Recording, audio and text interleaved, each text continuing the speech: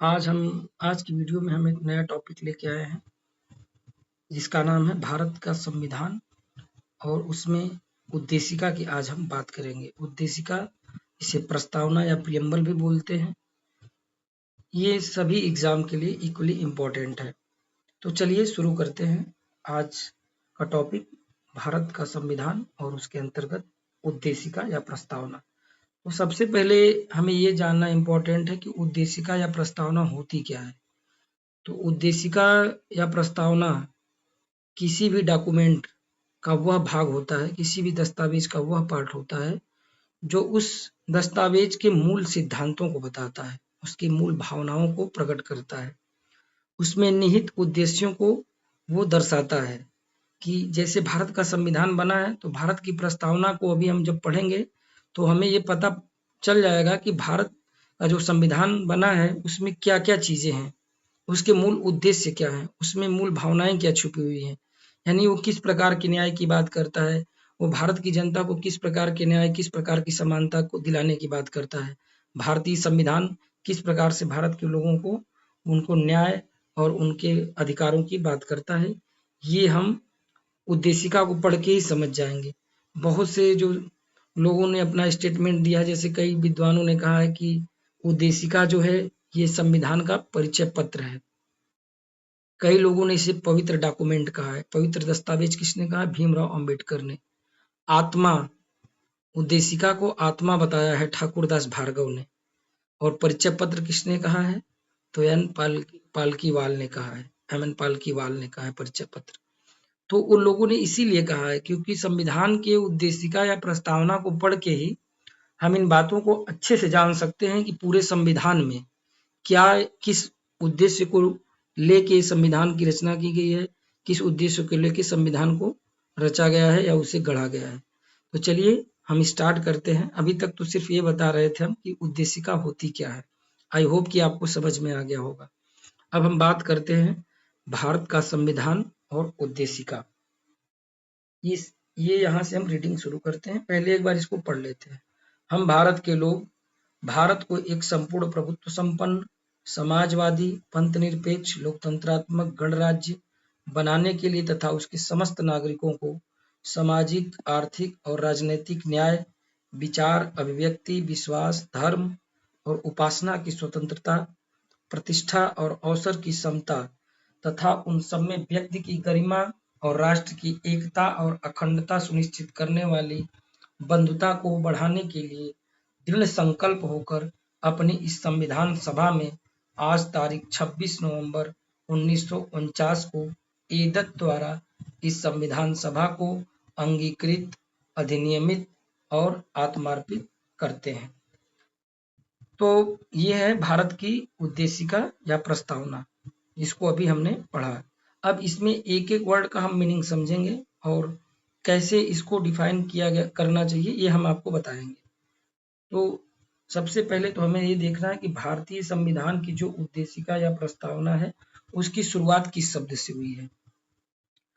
तो उद्देशिका या प्रस्तावना की शुरुआत हम भारत के लोग इस शब्द से हुई है। We the people of India, हम भारत के लोग, उद्देशिका की शुरुआत इस शब्द से हुई है। और सेम इसी तरह अमेरिका के भी प्रियम्बल की स्टार्टिंग ऐसे ही होती है। तो ये क्वेश्चन पूछता है कि भारतीय संविधान की जो प्रस्तावना है उसका कंसेप्ट कहाँ से लिया गया है। तो ये अमेरिका से लिया गया है। और वहाँ की लैंग्वेज जो उसमें ये जो भाषा लिखी गई है, ये भाषा जो है ये ऑस्ट्रेलिया से ली गई है। तो हम भारत का संविधान, हम भारत के लोग भारत को एक संपूर्ण प्रभुत्व संपन्न, संपूर्ण प्रभुत्व संपन्न का क्या मतलब होता है कि आप अपना निर्णय लेने के लिए स्वतंत्र हो। यानी भारत जो है आंतरिक और बाह्य यानी विदेशी मामलों में निर्णय के लेने के लिए पूर्ण रूप से स्वतंत्र है। संविधान की उद्देशिका ये बता रही है कि भारत एक संप्रभु राष्ट्र है जो अपने हितों को ध्यान में रखकर अपने अकॉर्डिंग डिसीजन ले सकता है। समाजवादी, समाजवाद का मतलब है कि किसी भी योजना का, जो कोई भी योजना जब सरकार द्वारा लाई जाती है तो भारत के अंतिम नागरिक तक, जो अंत्योदय हैं उनके तक पहुंचना ही समाजवाद कहलाता है। सबको इक्वली डिस्ट्रीब्यूट करना बिना किसी भेदभाव के। पंथ निरपेक्ष, भारत की उद्देशिका देखिए, यहाँ पे सब चीजें भारतीय संविधान में क्या क्या है आप उद्देशिका को पढ़ के जान सकते हैं। भारत का संविधान पंथ निरपेक्ष है, यानी किसी भी एक पंथ की बात नहीं करता है, पंथ विरोधी नहीं है, ये भी ध्यान रखना है। पंथ निरपेक्ष का मतलब पंथ विरोधी नहीं है, ये किसी एक धर्म को सपोर्ट नहीं करता है, सभी को समान भाव से देखता है। लोकतंत्रात्मक, तो लोकतंत्र क्या होता है? ऐसी व्यवस्था जिसमें सरकार जनता के द्वारा चुन के आई हुई हो और जनता के हितों को ध्यान में रख के काम करती हो। और लोकतंत्र दो प्रकार का होता है, एक प्रत्यक्ष लोकतंत्र होता है और एक अप्रत्यक्ष लोकतंत्र होता है। प्रत्यक्ष लोकतंत्र में जनता सीधे चुनाव करती है और अप्रत्यक्ष लोकतंत्र में जनता प्रतिनिधियों के माध्यम से जो है चुनाव करती है। तो प्रतिनिधियों के माध्यम से भारत में अप्रत्यक्ष लोकतंत्र का सबसे अच्छा उदाहरण जो है वो भारत है। जितने भी बड़ी कंट्रियां हैं वहां पे अप्रत्यक्ष लोकतंत्र ही है, क्यों? वहां प्रत्यक्ष लोकतंत्र पॉसिबल नहीं है। तो भारत कितना बड़ा, कितना विशाल देश है, कितनी यहाँ पे विविधताएं हैं, ये सब तो हमें पता ही है। अब बात करेंगे गणराज्य। गणराज्य उस देश को बोलते हैं जहाँ का जो नेशन हेड होता है, जैसे हमारे यहाँ का नेशन हेड कौन है? प्रेसिडेंट है। तो उसका चुनाव होता है, हमारे यहाँ राष्ट्रपति का चुनाव होता है, प्रत्यक्ष न होके अप्रत्यक्ष ही होता है, लेकिन चुनाव चुनाव द्वारा राष्ट्रपति का चयन किया जाता है, राष्ट्रपति को नियुक्त किया जाता है। ये नहीं कि मतलब एक कोई राष्ट्रपति बन गया तो उसके परिवार का ही कोई बनता चला आ रहा, वंशानुगत पद नहीं होना चाहिए, उस पद का चुनाव होना चाहिए। अब बात करेंगे उसके आगे, तो सामाजिक, आर्थिक और राजनैतिक। तो पूछता है कि भारतीय उद्देशिका में, भारतीय संविधान की प्रस्तावना में कितने प्रकार के न्याय की बात की गई है? तो 3 प्रकार के न्याय का उल्लेख है, सामाजिक, आर्थिक और राजनैतिक। ये कहाँ से लिया गया है? ये रसिया से लिया गया है। और हम डीपीएसपी में भी इसको देखते हैं। तो सामाजिक, आर्थिक और जो राजनैतिक न्याय है, इसका उल्लेख हमें डीपीएसपी में भी देखने को मिलता है, लेकिन प्रियम्बल में। और इसका सीक्वेंस भी याद रहना चाहिए, एग्जाम में पूछता है कि संविधान में जो उद्देशिका है उसमें वर्णित जो न्याय है उसको क्रम वाइज मतलब ऐसे आपको लगाना रहता है। तो सामाजिक, आर्थिक और राजनैतिक न्याय, इसका क्रम याद रखना है। सबसे पहले सामाजिक न्याय की बात करता है प्रस्तावना जो है, उसके बाद आर्थिक और फिर राजनैतिक न्याय। स्वतंत्रता की बात करें तो 5 प्रकार की स्वतंत्रता का उल्लेख है। और स्वतंत्रता ये आर्टिकल 19 में भी है। स्वतंत्रता आर्टिकल 19 में, संविधान के आर्टिकल 19 में 6 प्रकार की स्वतंत्रता का उल्लेख किया गया है। लेकिन हमें अगर पूछेगा कि प्रस्तावना में कितनी प्रकार की स्वतंत्रता की बात की गई है, तो 5 प्रकार की स्वतंत्रता है। कौन कौन सी? विचार, आप अपना विचार व्यक्त कर सके, अभिव्यक्ति, विश्वास, धर्म और उपासना। 5 प्रकार की स्वतंत्रता का उल्लेख मिलता है। प्रतिष्ठा और अवसर की समता, तो कितने प्रकार की समता या समानता की बात की गई? 2, प्रतिष्ठा और अवसर, मतलब सबको एक प्रतिष्ठित मतलब वो दिया जाएगा, किसी के साथ भेदभाव नहीं किया जाएगा और सबको समान अवसर दिया जाएगा। अच्छा, अवसर की समता, अवसर की बात किस आर्टिकल में की गई है? तो आर्टिकल 16 में की गई है अवसर की समता। देखिए, कानून के समक्ष समता दूसरी बात है, वो आर्टिकल 14 में उसकी बात की गई है, लेकिन हम यहाँ पे बात कर रहे हैं अवसर की समता। तो अवसर की समानता की बात किसमें की गई है? आर्टिकल 16 में, कि सबको समान अवसर प्रदान किए जाएंगे प्राप्त कराने के लिए, तथा उन सब में व्यक्ति की गरिमा और राष्ट्र की एकता और अखंडता सुनिश्चित करने वाले बंधुता। तो ये जो बंधुता शब्द लिया गया है, अखंडता, अखंडता शब्द जो है ये बाद में जोड़ा गया संविधान में। समाजवादी, पंथ निरपेक्ष और अखंडता, ये 3 शब्द बाद में जोड़े गए, इसको आगे देखेंगे। बंधुता, ये शब्द जो लिया गया है फ्रांस की क्रांति से लिया गया है। और बाकी आगे देखेंगे तो 26 नवंबर 1949 को संविधान को अंगीकृत किया गया था, अंगीकृत किया गया था या अपनाया गया था। ये समझने वाली बात है। 26 नवंबर को हम लोग संविधान दिवस भी मनाते हैं, क्योंकि इसी दिन संविधान को अंगीकृत या अंगीकार किया गया था, अपनाया गया था। अपनाने में और लागू करने में अंतर है।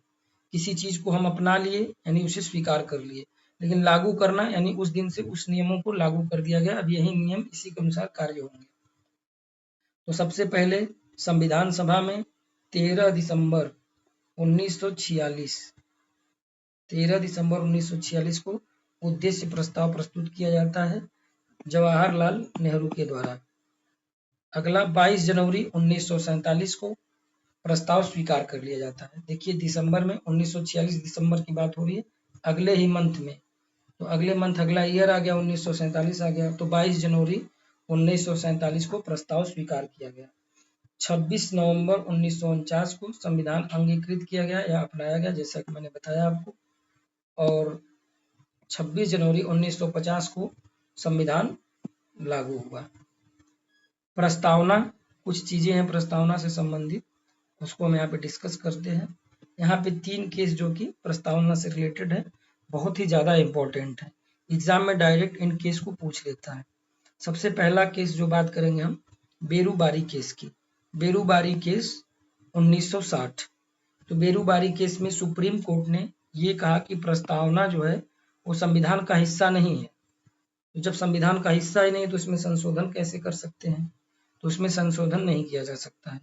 दूसरा केस आया गोलकनाथ केस 1967 में, गोलक होगा शायद, गोलकनाथ। इसमें बताया गया कि जो प्रस्तावना है वो संविधान का अभिन्न अंग है और इसमें संविधान में संशोधन किया जा सकता है। Keshavananda Bharati case most important case है। इसी केस के द्वारा बेसिक स्ट्रक्चर की बात की गई थी और ये 13 जजों की बेंच थी, अब तक की सबसे बड़ी बेंच, जिसमें 7 और 6 से निर्णय आया था। तो केशवानंद भारती केस 1973, सबकी डेट याद रखनी है, जैसे Berubari case 1960, Golaknath case 1967, Keshavananda Bharati case 1973। इसमें क्या बोला गया कि प्रस्तावना अभिन्न अंग है संविधान का और इसमें संशोधन किया जा सकता है। बस एक कंडीशन होना चाहिए कि जो बेसिक स्ट्रक्चर है संविधान का, जो संविधान की जो मूल भावना है उसमें बदलाव नहीं होना चाहिए। और मूल भावना क्या है, ये सुप्रीम कोर्ट द्वारा समय समय पर बताया जाएगा, ऐसा सुप्रीम कोर्ट ने कहा। अब संविधान में जैसे यहाँ पे बात कर रहे हैं, ये चीज याद रखना है, बहुत सिंपल है। 3 केस हैं, बेरूबारी केस 1960, गोलकनाथ केस 7 साल बाद 7वें साल में 1967 और केशवानंद भारती केस वो भी 5 साल बाद 1973 में 5वें साल में। तो 60, 67 और 73। पहले वाले में क्या है, सिंपल सी बात है, प्रस्तावना को अंग नहीं माना गया, संशोधन नहीं किया जा सकता। दूसरे वाले में अंग माना गया और संशोधन किया जा सकता था। तीसरे वाले में एक स्टेप और आगे बढ़ के आप संशोधन तो कर सकते हैं प्रस्तावना में, लेकिन उसकी मूल भावना में कोई परिवर्तन नहीं होना चाहिए, उसके बेसिक स्ट्रक्चर में कोई बदलाव नहीं आना चाहिए। अब बाकी बात करते हैं। जैसा मैंने बताया, प्रस्तावना ये यूएसए से लिया गया है और इसमें जो भाषा है वो ऑस्ट्रेलिया से ली गई है। स्वतंत्रता, समता व बंधुत्व, ये तीनों शब्द फ्रांस की क्रांति से लिए गए हैं। यहाँ पे आप देख लीजिए, जैसे स्वतंत्रता, समता और बंधुता, ये तीनों शब्द जो हैं फ्रांस की क्रांति से लिए गए हैं। प्रस्तावना में केवल एक बार संशोधन हुआ है अभी तक, और वो संशोधन कौन सा है, तो 42वां संविधान संशोधन 1976। इसके द्वारा 3 शब्द जोड़े गए थे, जैसा मैं बता रहा था, समाजवाद, पंथ निरपेक्ष और अखंडता। तो कभी कभी ये क्वेश्चन देता है कि मूल संविधान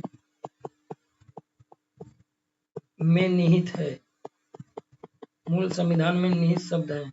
अब पहला दे देगा समाजवाद, दूसरा पंथ निरपेक्ष, तीसरा अखंडता, चौथा बंधुता दे देगा। तो इसमें से बंधुता सिर्फ निहित है, क्योंकि मूल संविधान में ये तीनों शब्द नहीं है, ध्यान रखना है। यहाँ से क्वेश्चन बनता है, इसमें से क्या जोड़ा गया ये भी बनता है, और क्या मूल संविधान में कौन से शब्दावलियां थी ये भी ध्यान रखना है। तो इसको प्रस्तावना को ध्यान से पढ़िए।